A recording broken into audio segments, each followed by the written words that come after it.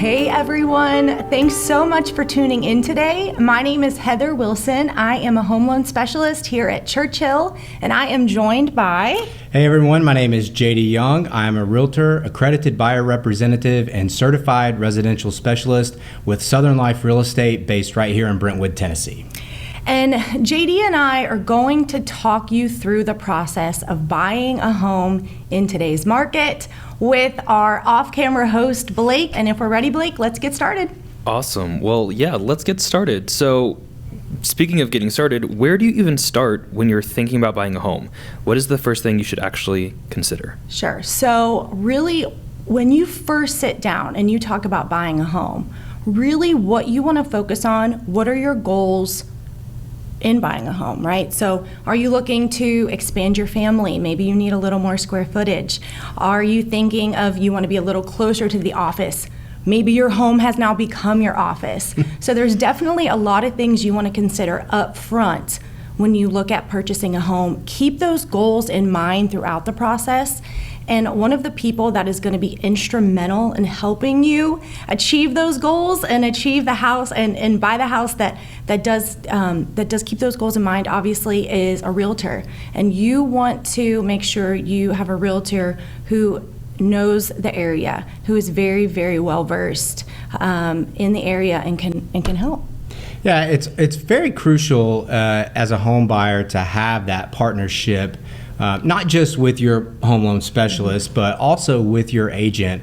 And like she just said, you're going to know eventually what is most important to you, right? How many bedrooms, bathrooms, square footage, whatever the case may be. But your agent needs to know this information as well, because it's crucial for them to set up your search, and like she just mentioned, knowing how much you can afford, so on and so forth. It's important to have all of that information readily available to make your search as custom tailored as possible to your needs.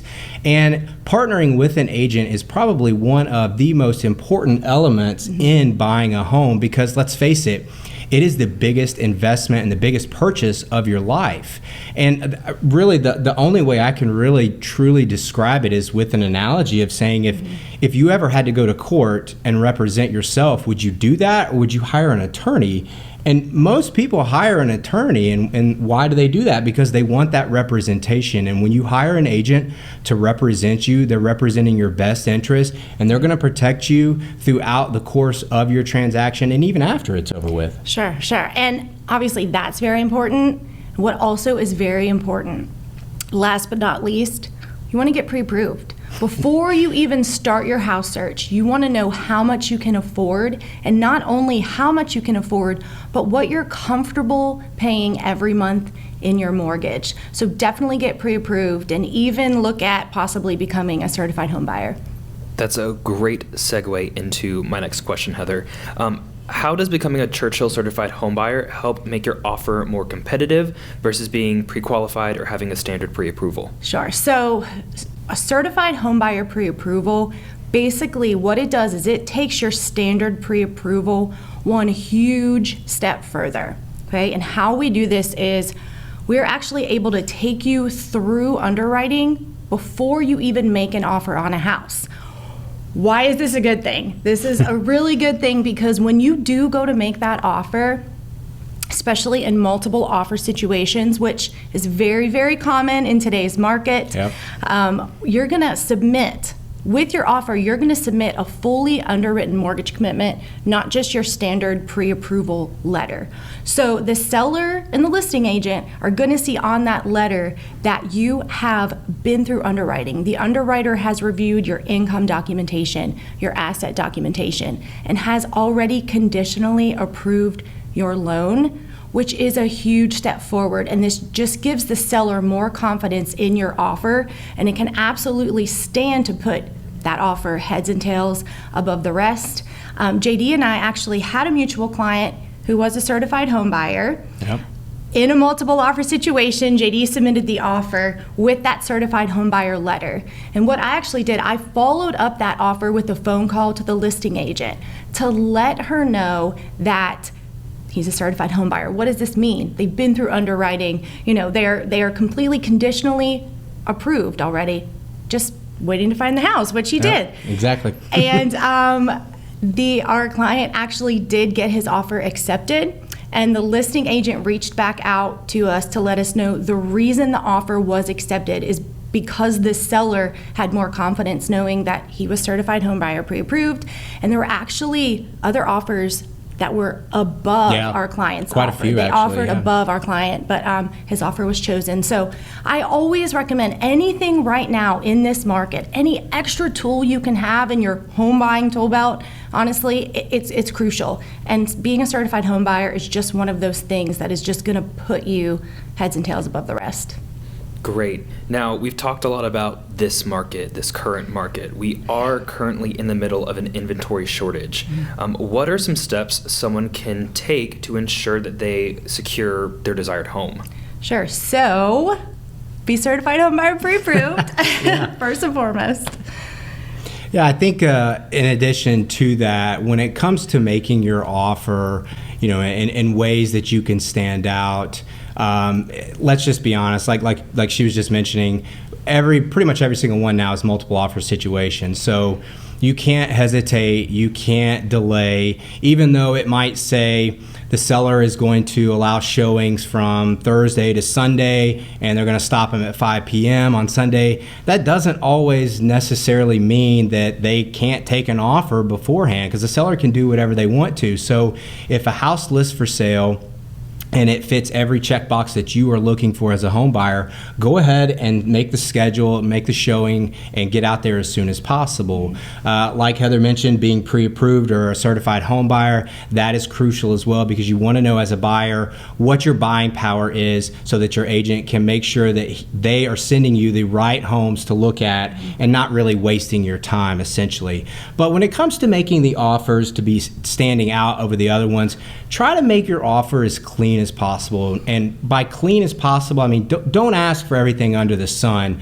Aside from your standard kitchen appliances, don't ask for that, the bonus room entertainment system, the patio furniture set, whatever it may be. Just keep it simple, unless the seller says they're going to give you that stuff or leave it behind anyways, that's okay. But otherwise, just keep it clean. Be flexible on your closing dates as well. If you have the ability to be a little bit more flexible and kind of go with what the seller wants, that will help you out in today's market.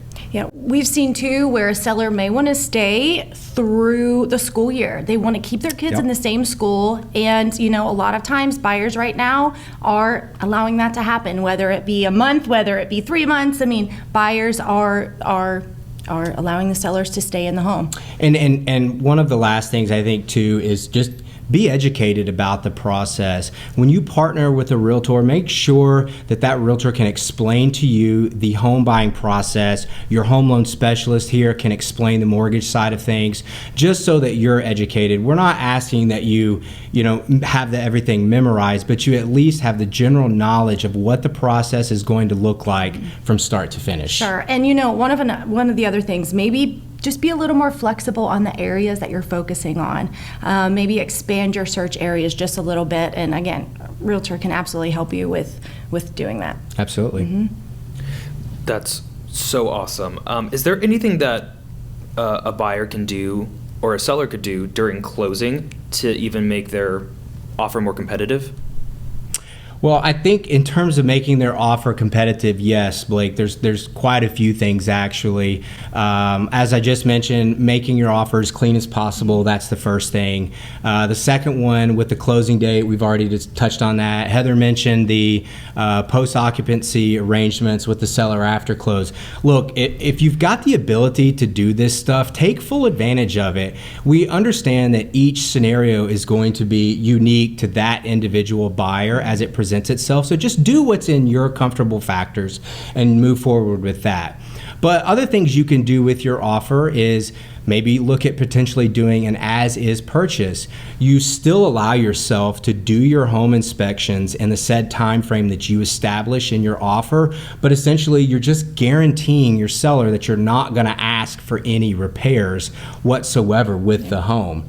If you have the ability also to maybe add some sort of an appraisal gap contingency in place to where, let's say your house is under contract for $400,000 and the appraisal comes in at $380,000.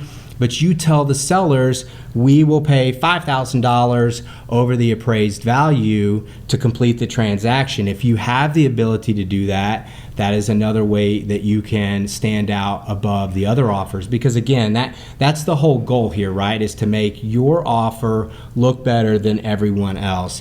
Be flexible, work with their closing dates, as we've already discussed. I think those are probably some of the most important things you can do to make your offer stand out over the other competition. And right now too, so a lot of buyers are offering above list price for a house. In this case, what you really want to do is you want to make sure that you're prepared. If you do have to offer over list price, you want to talk with your home loan specialist. You want to make sure you're prepared and hey, if we do go over, can we, number one? And if we do, what does that monthly payment look like? What does that down payment look like? Maybe it changes your down payment. Maybe it puts you into some mortgage insurance territory, things like that. So you want to make sure you are running all of those scenarios with your home loan specialist. So when you do make the offer, if it's over list price, or if you do have that appraisal gap guarantee, which we're going to talk about a little bit later on how to do that, you want to make sure you're confident in that offer and going in that you can absolutely buy this house. And speaking of that too, as well, just conferring with your home loan specialist, especially with the appraisal gap portion as well. These are all important things that you as a home buyer need to have a conversation with the home loan specialist and your agent to kind of configure what's going to be best for your interest. And just to add in a fun fact, I've talked to some agents nationwide to kind of see what they are seeing in their markets, and ironically enough, I thought this was kind of interesting.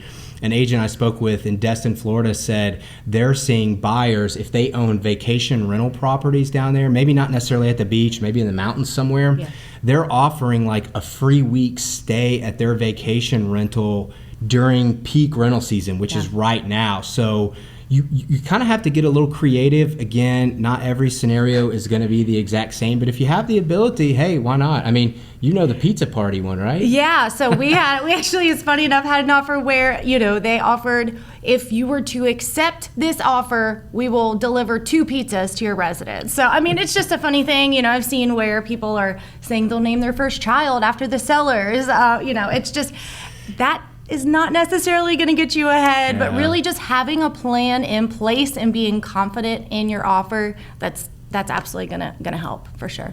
That is so awesome. Now, we talked a little bit about appraisals, which I know we'll get into a little bit later, but what are some other third-party services a home buyer should keep in mind, such as home inspections, termite pest inspections, and homeowners insurance? Yeah, Blake, great question. Really, there's a lot of third-party offers that you could look at when you're buying a home, and as you just mentioned with the home inspection. So that is where a home inspector is going to come out and they're going to look basically and uncover everything that's wrong with the house, inside, outside, top to bottom, crawl space, basement if it's applicable, whatever the case may be. They're very detailed. They are going to provide anywhere between a 25 to sometimes upwards of 70 pages of a report to you as a home buyer to give you their synopsis of the home. I know it's a lot of information. Don't freak out when you see it, because that's what your realtor is there for, right? To comb through that with you. But you need to focus on what are the major problems that the home inspector has discovered in the inspection. Is the HVAC at the end of its life cycle? Is your water heater past its life expectancy? Does the roof have a leak? How old is the roof based on what they're able to tell? All of these things are important factors that you as a home buyer should consider when you're going over your inspection report, because if there is something, like let's say there's water in your crawl space or something like that, if there is a serious issue, you as a home buyer have the ability to terminate your contract based on your home inspection contingency. So that's where that would come into play. A real quick note about a home inspection. So a home inspection and an appraisal inspection are 2 different things. As a lender, we don't require a home inspection. I know personally, I would never purchase a home without a home inspection because it really is going to uncover a lot more than what an appraisal would. So it really is in your best interest to get that home inspection.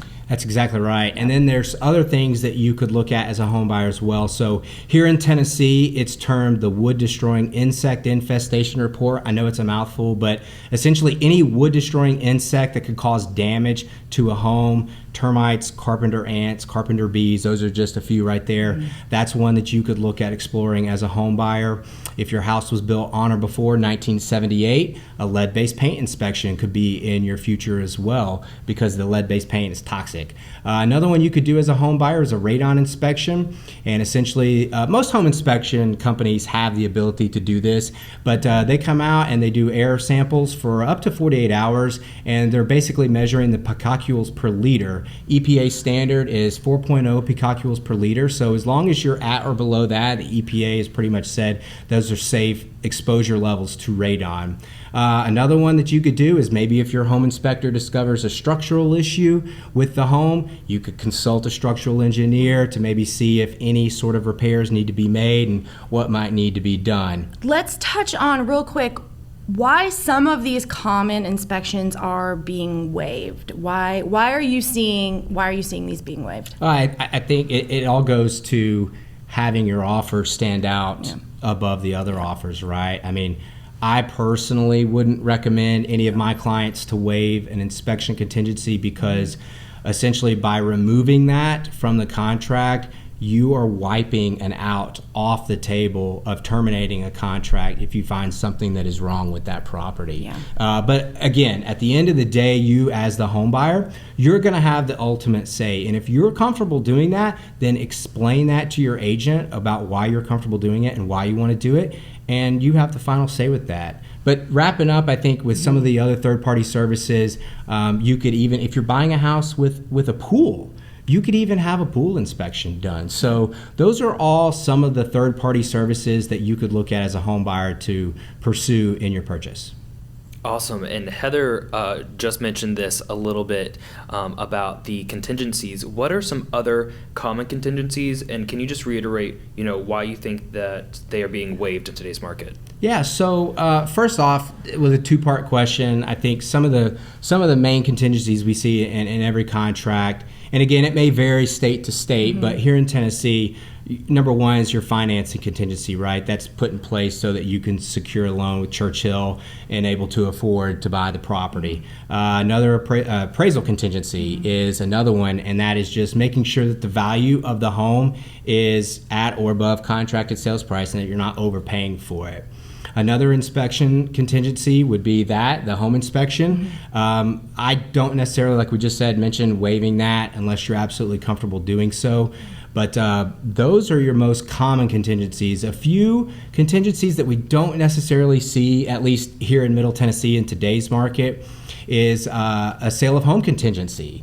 So we know that there are people out there that have to sell their home in order to buy their new one. That is a contingency that you can put in play. But don't worry, if you are going to be a home buyer and you do have to sell your home in order to purchase a new one, there are programs that are in place to allow you to necessarily kind of bridge the gap, so to speak, so that your next purchase can be non-contingent upon the sale of your current. These are actually called bridge loans. So if you have any questions about something like that, definitely consult with a home loan specialist. We're going to be able to talk you through that. And then I think the one that we kind of sort of see, but not necessarily all that often, is an offer contingent upon spousal approval. So that situation would be like, let's say you've got one spouse that's in a new city for their work, and the other spouse is back where their old house is. The spouse in the new city is doing the house hunting, so to speak, and they go see a house, they really like it. It's quick, so you got to make an offer, make it contingent upon the other spouse coming in to view the property within the said time frame that you establish as a buyer, and then they either have the final say on that. Whether they like it, then you can satisfy and remove that contingency. If not, you can exercise that right to terminate it. But in today's market, the most common ones, Blake, that we're seeing being waived are the home inspection contingency and the appraisal contingency. And as we mentioned with the home inspection, you're totally taking that off the table. You can do an inspection, but you can't terminate it based on your inspection, essentially. And the appraisal contingency that's being waived, Again, I think this is case specific, so if it fits your needs, great. But essentially, the buyers are saying, look, we're not making our offer contingent upon an appraisal being at or above the contracted sales price, which means they have an abundancy of cash that's laying around in a bank account somewhere or in a retirement account that they're going to be able to pull out and use to cover any sort of gap whatsoever that may arise in an appraisal. That is some great information. Now, let's really focus in on appraisals right now. It's a big topic. Yeah. Why are appraisals such a necessary part of the home buying experience? So if you are obtaining a mortgage to purchase a home, an appraisal is required. And basically what an appraisal is going to tell us is the current market value of the home, which of course is very important for you as the buyer to know. You want to know exactly what your home right now that you're going to be purchasing is worth. And I get questions all the time, what does an appraiser look for when they are appraising a property? And we have a really, really helpful video. Paul Stagner of Anchor Appraisals was able to give us a little more insight about what he looks for when he is conducting an appraisal inspection. So you've bought that house, you've applied for that mortgage. Your loan officer says, now we're going to get an appraisal. Well, what happens during the appraisal process? A lot of people either don't know or they have a lot of questions, a lot of misconceptions about what appraisers actually do. I'm Paul Stagner with Anchor Appraisals. We're going to take just a few minutes and try to explain a lot of the details about the appraisal process. How does an appraisal work and what's the process? You have gone to your mortgage loan officer and they're going to order an appraisal. Well, an appraisal typically goes from that mortgage loan officer to a neutral third party. That's called either an appraisal management company or an appraisal division of a large lender. They're separated from the commission staff, so they want to keep everyone objective and not involved in the process to where they can try to sway the appraiser. So that third party will order an appraisal from someone like myself. I'll receive the request, and if it's one that I can do, and usually we accept every order if we can, then all of a sudden I've got this appraisal request. There's a certain due date that I have to have it done by. Next in the process is I'll go ahead and I'll contact either the listing agent that has the property on the market, or if it's a refinance, I'll contact the homeowner, set an appointment. Then what I do is I start digging into data to take with me. I'm going to look in that same neighborhood and try and find recent sales, if I can, that I'll use for comparison. So once we've done that, we've got our appointment, then we'll come to the house. We'll do what we call an inspection, which is a lot of measuring, photography, things like that, maybe interviewing the homeowner or the agent about how old some of the components are in the house. Once we leave there, we go out in the neighborhood and we look at those comparable sales, photograph them, take notes on them, go back to the office and write up about a 30-page report. What are appraisers looking for when they view the property? Well, when we view the subject property, we're looking at things like condition, upkeep, maintenance, renovations. We're looking at the room count too. When I say room count, I mean how many bedrooms does it have? How many baths does it have? And not only inside the house, we're looking around the house too, the location of the property and what's near the property, what's in view of the property. So we're really looking at all aspects of the property when we go to inspect the subject property. What things hurt a home appraisal? Anything that can be repaired, please do it before you get your home appraised if you can. For example, if you've got a broken window or you've got some torn window screens, if you've got paint that's been marked up and you've got some spare paint in the garage anyway, go on and make the house look as good as you can before it's appraised. You want your property to look like one of the better homes in your neighborhood. That's going to help your value. Thanks for watching. If you enjoyed that video and you want to learn any more about what an appraiser looks for, maybe some tips, some tricks on how to get your home, if you're selling a home ready for an appraisal, we're going to have that full video on our Churchill Mortgage YouTube channel, so feel free to check it out. If you have any questions for us, I know we've gone over a lot of information so far, so if you have any questions, feel free to drop those in the chat box and we're going to answer them once we're done. One thing, JD, I do want to touch on before we move forward is something that is happening a bit more often in today's market. And that is when an appraisal comes in lower than the sales price. All right, so this can cause some stress, this can cause some strife, and we want to make sure here at Churchill that there's a plan in place. If that were to happen, we have a plan. We call this our appraisal gap strategy, and we want to make sure our clients they're confident in making that offer if the appraisal does come in low. So what this is the appraisal gap strategy is basically it's for a conventional buyer who is putting 10% or more down. And what we're going to do is we're going to leverage either single premium or monthly premium mortgage insurance to really bridge that appraisal gap without having to bring too much money out of pocket, honestly. So it's a really, really helpful scenario. So let's review this just a bit, all right? So what you're going to see on your screen, you're going to see 3 columns. We're going to start in the first column, 123 Main Street, all right? Purchase price, $400,000, okay? This first column, this is best case scenario. We have a purchase price of $400,000, a loan amount of $320,000. So what's happening is basically the buyer is putting 20% down, all right? The appraisal comes back at $400,000. Everyone's happy, we're good to go. You're gonna see a monthly payment, now this is principal and interest payment, of $1,392.66, all right?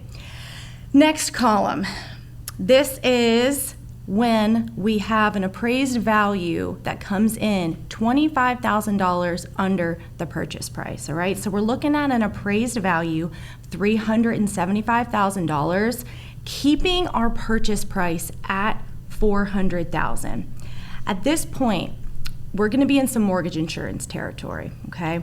And now, these factors are, mortgage insurance is based off of individual factors that do vary client by client. But with this client, all right, we're going to look at your single premium mortgage insurance, okay? So our loan to value goes up from 80% to 85%. So the single premium mortgage insurance in this scenario, if you look down at your cash to close, okay, the very bottom, instead of $80,000 for the down payment, you're gonna come to the table with $81,280. Essentially, that single premium mortgage insurance is gonna be $1,280, and as you'll see, your monthly payment does not change. It stays at $1,392.66. So that $25,000 appraisal difference is made up in $1,280. All right, let's hop on over to the last column.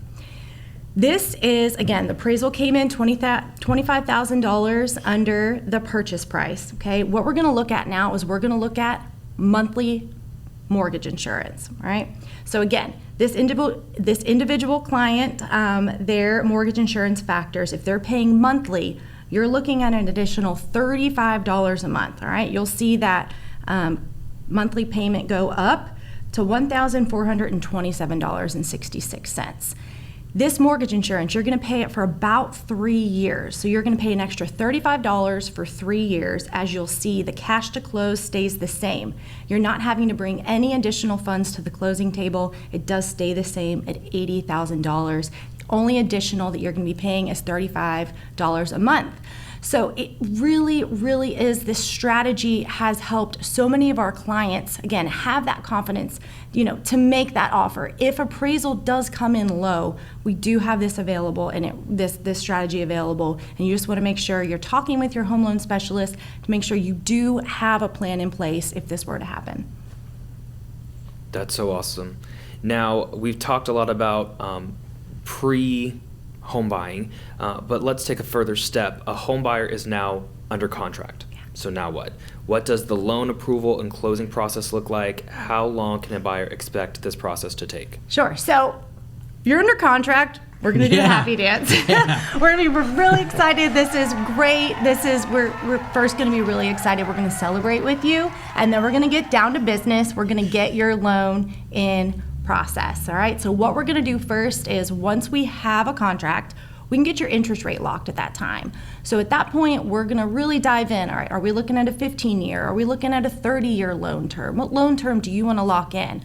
We're also gonna look at if you want to buy any points, if it makes sense to buy points to buy your interest rate down. And again, that really varies on a case-by-case basis, on how long you're going to be in the home, things like that. So your home loan specialist is going to walk you through that to see if that makes sense for you. And then we're going to ask for some updated supporting documentation. So what that is we're going to get updated bank statements, updated pay stubs, and we're going to get your loan in process. We're going to get your appraisal ordered. We're going to get your title ordered with a local title attorney. They're going to work on the title report for the house. And then we're going to go through processing, and we're going to go through underwriting. And of course, we're going to keep you updated throughout the entire process, let you know exactly where we are. And, so you're comfortable knowing where we are in the process. This typically takes about 30 to 45 days from contract to close, depending on the loan type. And, one more thing about certified home buyer. If you are a certified home buyer, we can actually get you closed in as little as 21 days because you have already been through underwriting. You already have that conditional approval. So that really helps to take about a week off of the closing process. Yeah, absolutely. And then on your transaction side of things, like she just mentioned, your agent is going to be providing the contractual documents to them so that she can get to work on everything she was just talking about. But also the other side that we really haven't talked about yet is your title attorney. So you'll select a title attorney who will handle your closing. They're going to make sure that the deed's drafted properly and so on and so forth. They'll receive all the package information from your home loan specialist to secure your mortgage.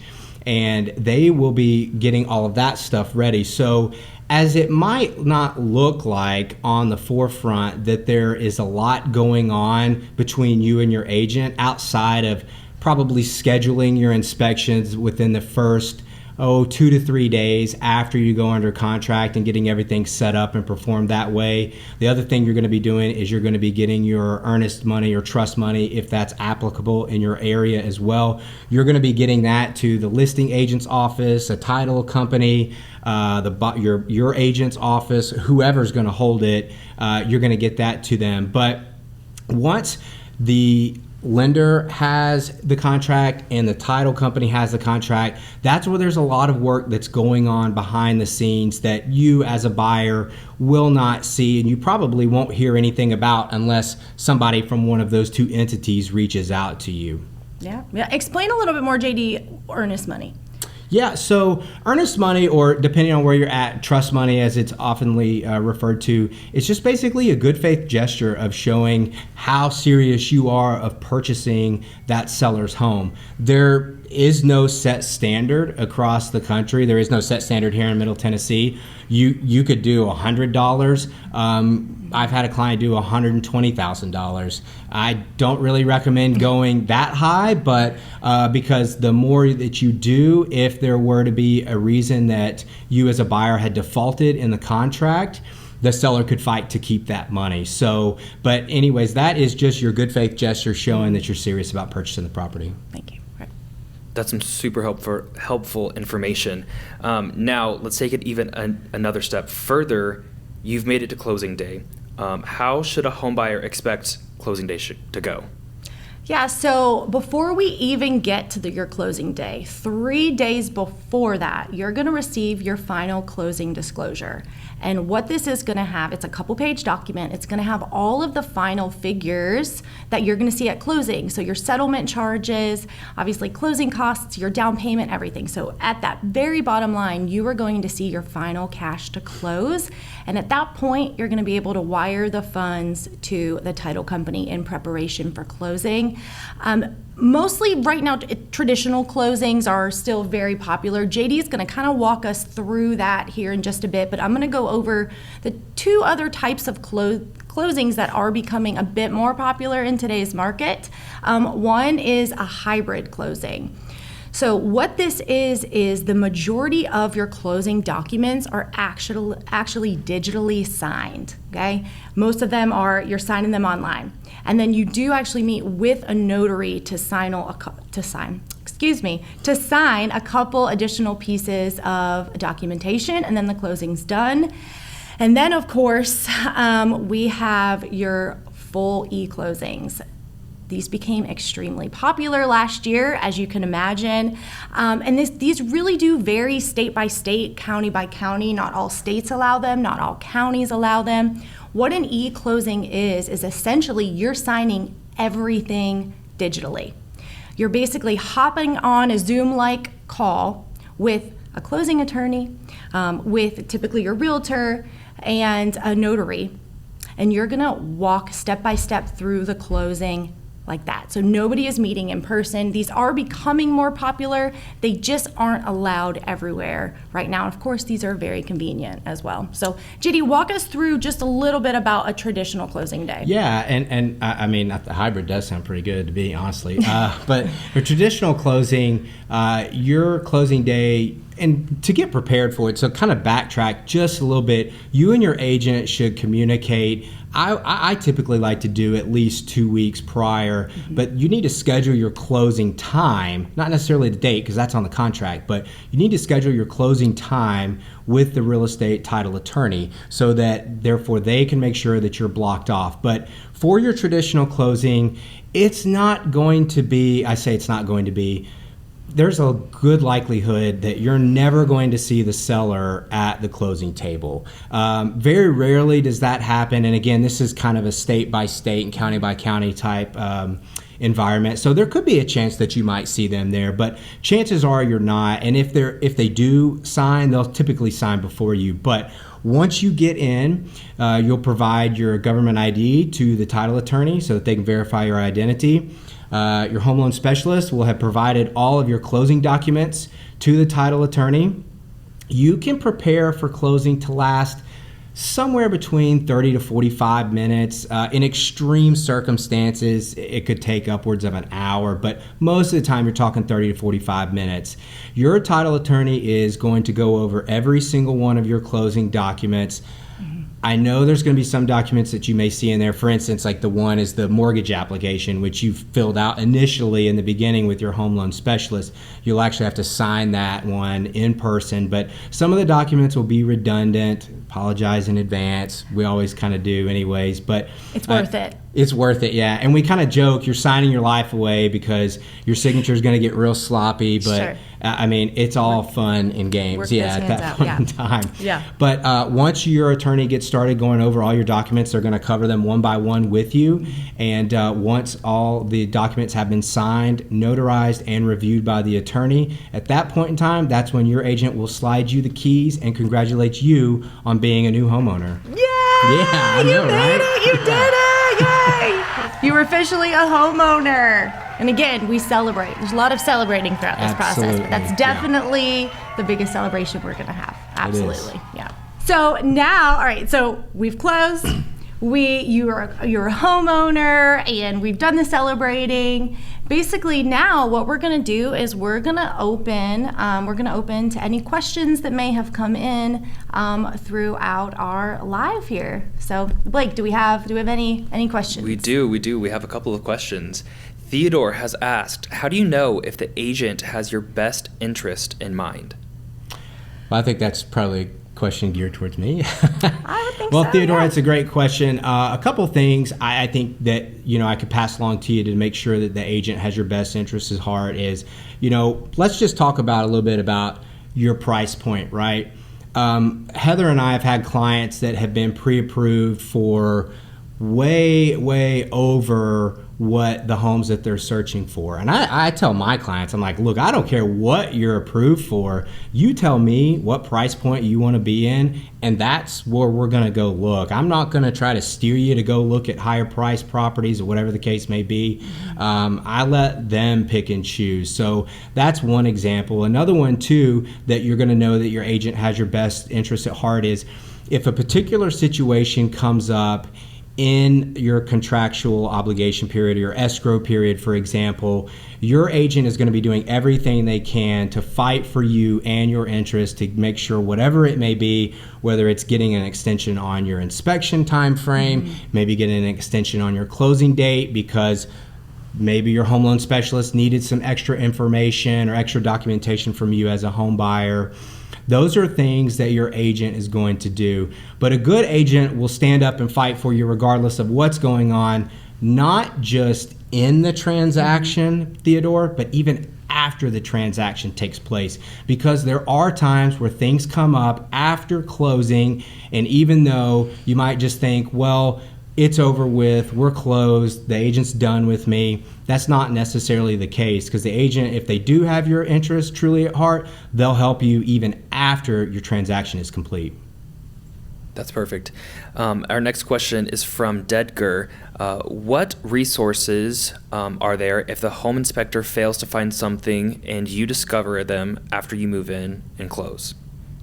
Well, I actually have I've had this actually happen before a few years ago, and I'll try not to go into too many details because it was a long and drawn out process, but essentially a home inspector failed to notate a structural issue with the property. Now, home inspectors will use blanket language saying that they're not XYZ in that particular situation, a structural engineer, and that the buyer needs to seek out the professional advice from that said professional. So in that particular situation, we contacted, this was I think at least 2 to 3 months after closing, so it wasn't anything recent, but the home buyer and myself, as well as my broker, we reached out to the home inspection company. We explained to them the situation, what had happened, and really all he wanted was a refund on his home inspection costs, which was about $450. And long story short, there were some things that worked out behind the scenes between the buyer and the home inspection company. But essentially, the long story short of it is, if it gets real nasty, litigation could come in, and that would be where a good attorney would come into play to help you out in that particular situation. That's some great information. Thank you. Theodore has asked as well another question. Is it common for the buyer to have sellers help with closing costs? Ooh, that's a really good question. Yeah. So, it used to be more common. It's not as common in today's market, again, because it really is what we call a seller's market, right? There's a lot more demand than there is supply right now. So that's considered a seller's market. So it used to be, seller would maybe help out with some closing costs, maybe pay half the closing costs, maybe pay full closing costs. So it used to be, it's just not as common today as it used to be. So you as the buyer, you do want to be prepared to pay closing costs. Even sometimes closing costs that used to be what we call seller paid closing costs, which, you know, in the Middle Tennessee market would be title insurance. Right, Seller typically pays title insurance. That's really not happening as frequently as it used to. So as a buyer, you want to be prepared for the seller to not pay any closing costs. Yeah, and Theodore, it's like Heather just mentioned. I mean, with it being a seller's market, if there's any way that you as a buyer can absorb some of those costs, do it. Again, it's going to depend though on your particular situation and what you can and cannot do, and not every transaction is set up the same way. So if you have the ability to do it, because like we touched on earlier, that is one particular way to make your offer stand out above the other offers and hopefully be selected by the seller. Thank you so much for sharing that insight. Our next question is actually going to be, after the home buyer closes on their new home, what are some important things to remember? Oh, that is a great question. Yeah, and I get this a lot too. Sorry, they're excluding you. Please. No, your wealth of knowledge. I appreciate it.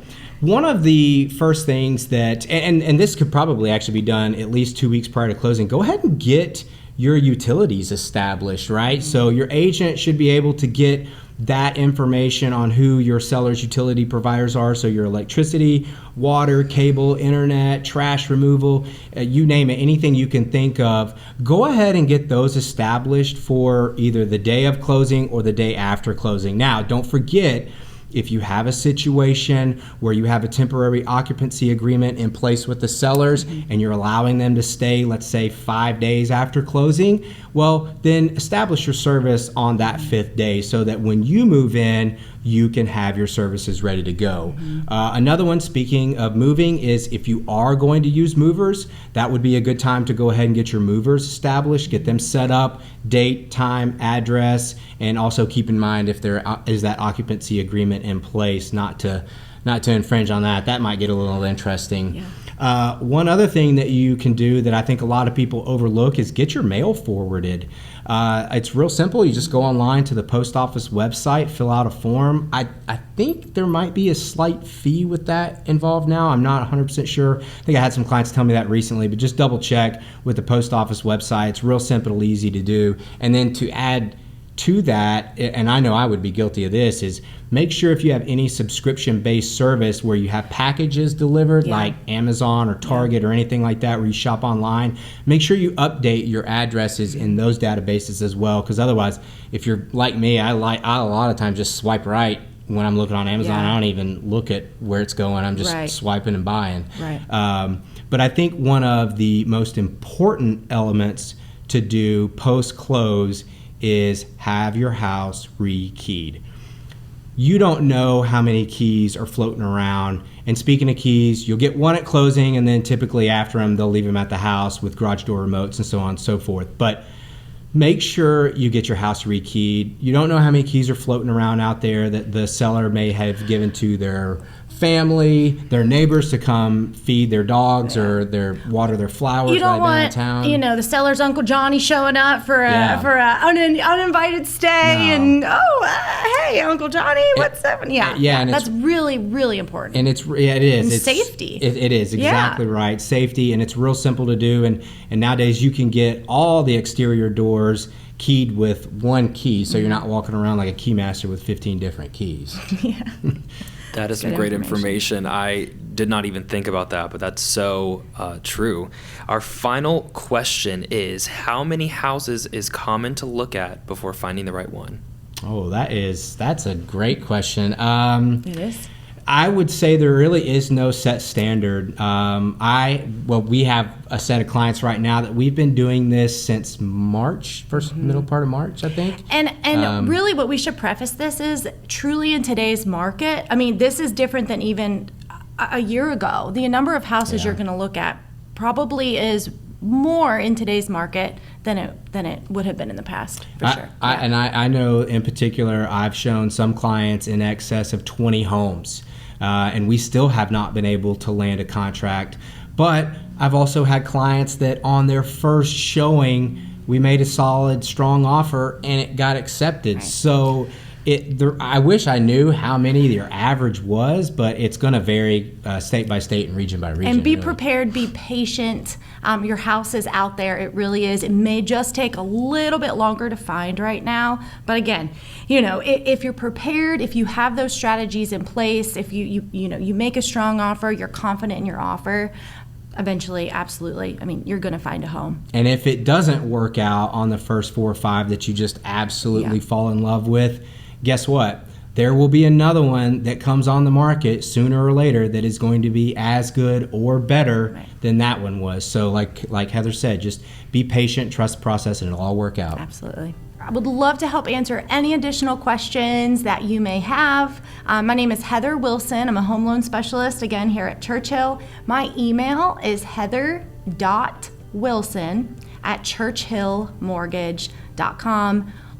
Please send me a quick email with, not even quick, it can be long, but I'm happy to help in any way that I can. And my name was JD Young, and I am an accredited buyer representative and certified residential specialist with Southern Life Real Estate right here in Brentwood, Tennessee. And if you're interested in reaching out and getting in touch, my email address as well is JD, just real simple, 2 letters, @southernliferealestate.com.